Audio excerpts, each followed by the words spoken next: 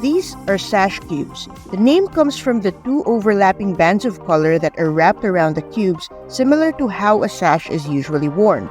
We can see the pattern better by wrapping the strip of paper around the cube while following the path of one color.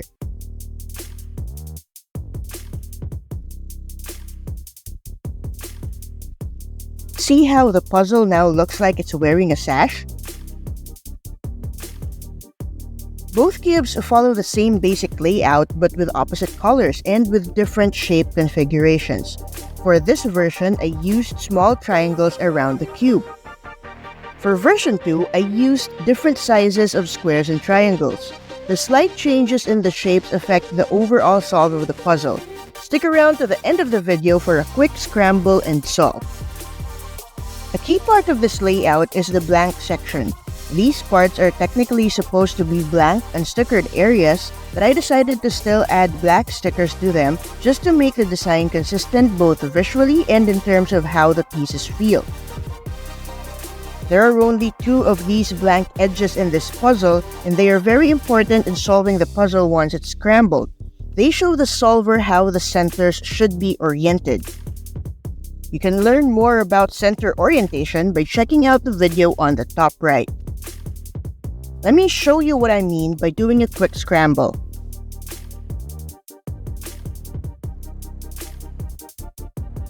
To solve this, of course, we are looking for the correct orientation of the top center piece as well as the center pieces on the 4 sides.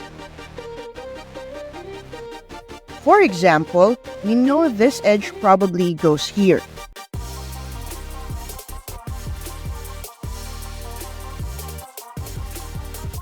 But how should this center be oriented? Should it be like this? Or like this? This is why we need the blank pieces to guide us, because their unique placement in the cube helps us see which way the centers are facing. For example, if I place this blank edge with the top center, I get a clue for how I should orient this other center piece.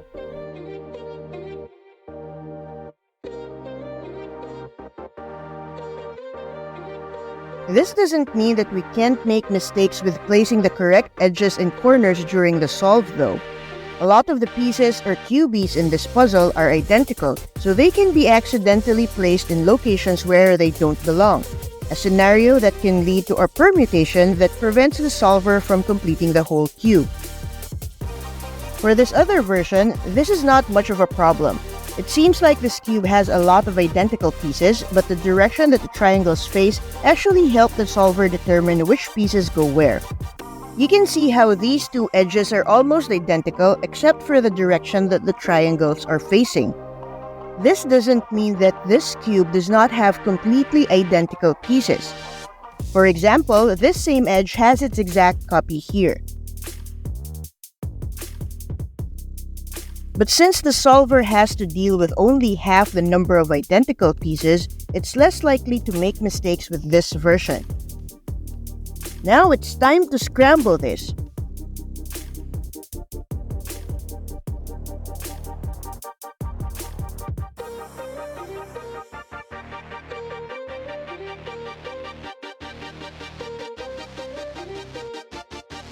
I think the scrambled state of this version looks cooler than that of the other one, but what do you think? The cube in a cube is one of the many patterns you can show on a regular cube. Of course, this pattern is basically just an unsolved version of the regular cube and does not require any modifications to the original mechanism. But what I wanted to do was to put a smaller cube within the regular 3x3x3 puzzle without changing how the puzzle moves overall. Enter the pseudo cube in a cube. In this sticker mod, some of the cubies are identical to their original counterparts, but some of them have been stickered to look like they are composed of smaller pieces. Of course, since this is only an illusion from the stickers, some of these smaller pieces always go together when you move parts of the puzzle, unlike the pieces in the usual cube in a cube pattern. So, how is this different from a regular cube then, if the moving pieces stay the same? Well, the centerpieces of the puzzle now have an orientation. In a regular puzzle, we don't really care which way the centerpieces face, since the puzzle looks solved either way. But if we have a cube with some faces drawn on, for example, we can see how this can be configured into an unsolved state.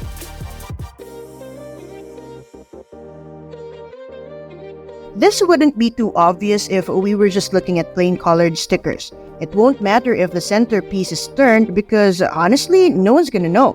For this puzzle, the centerpieces have to face the right way so that the small square in the corner matches those on the outer parts.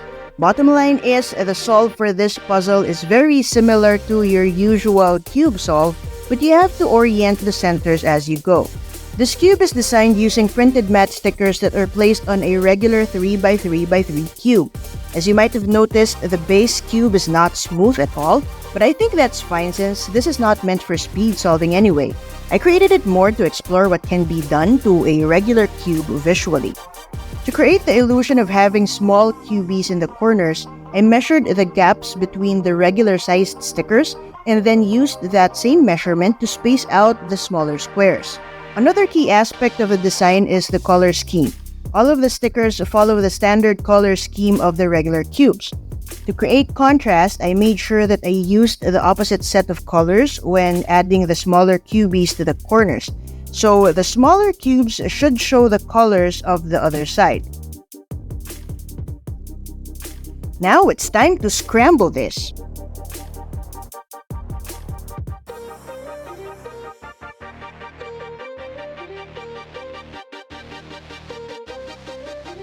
That's a pretty interesting scrambled state, right? Aside from just the crate pattern, this puzzle presents an interesting cube mechanic because a lot of its pieces are interchangeable. For example, this edge piece that has dark brown squares and smaller triangles with lighter colors is identical to this other edge piece.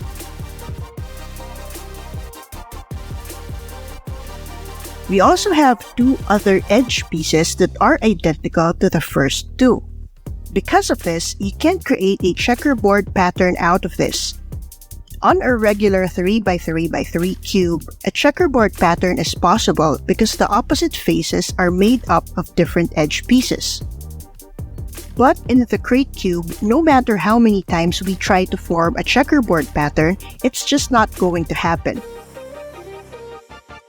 Of course, this affects the overall solve of the cube as well, which you will have to watch out for by the end of the video. As for the core concept of the crate cube, it started with the idea of working on a sticker mod that shows what a cube would look like if it had rubber bands wrapped around it over and over again. Imagine this line as a rubber band that goes from one face of the cube to this edge, to the opposite face, then to this other edge, and back to the original face. Then imagine another rubber band wrapped around the cube in the opposite direction. You'll notice that this pattern is also followed by the lighter colors, although some parts might not be visible because of some overlaps. I repeated this pattern until all sides are covered. All that creates this cool pattern. To make it a little bit more interesting, I overlaid a 6x6 grid on each of the cube's faces to further divide the individual pieces, or cubies. This allowed me to incorporate some small triangles into the design. Once the pattern has been created, I realized that this looks like a crate. Thus, the name. I also opted for shades of brown for the colors to match that theme. Now it's time to scramble this.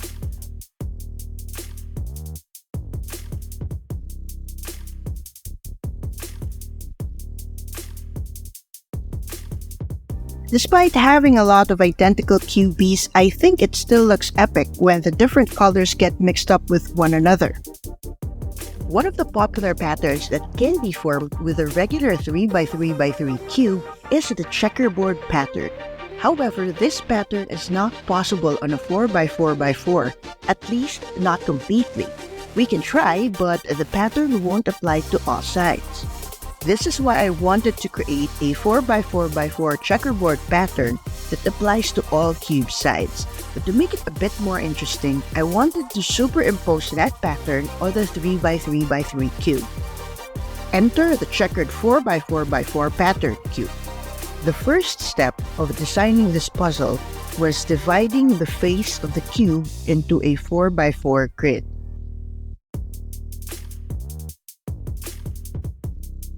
In this face, for example, this part represents one square on the 4x4 grid. Then I colored these squares based on the checkerboard pattern, pairing the standard opposite colors, red and orange, yellow and white, and blue and green. The only solved state of this cube is in its checkerboard form. Of course, we are unable to create a state in which a face shows only one color because each piece of the puzzle, or cubie, always houses a pair of colors on every side. For example, we can't form a side that's only green because some blue sections always come with the green parts.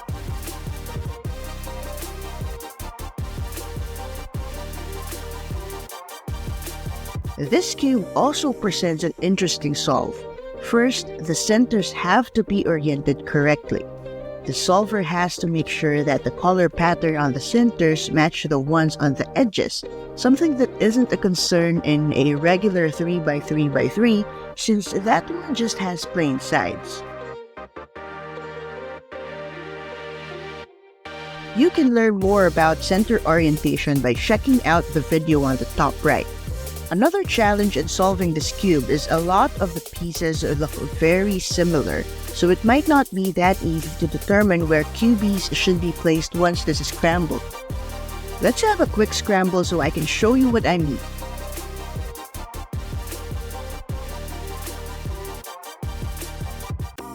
So let's try to solve the layer with a yellow and white center. This edge looks like it should fit. Both the yellow and white parts match the centerpiece. But since this puzzle requires center orientation, we have to check if the side matches as well. This edge can match the red and orange center here, but we can also make it match the one on the opposite side.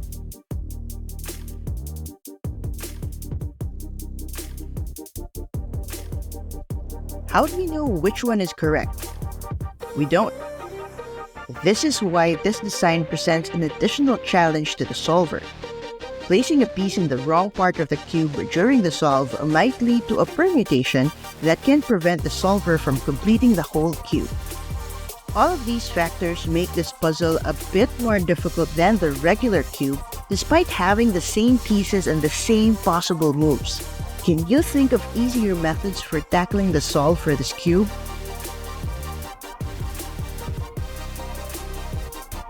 Thanks for checking out this puzzle. There's a lot more that can be explored with the 4x4x4 pattern that's overlaid on the 3x3x3 cube, so make sure you subscribe to see what other ideas I tried to experiment with. I hope to hear your thoughts in the comments below and see you in the next video.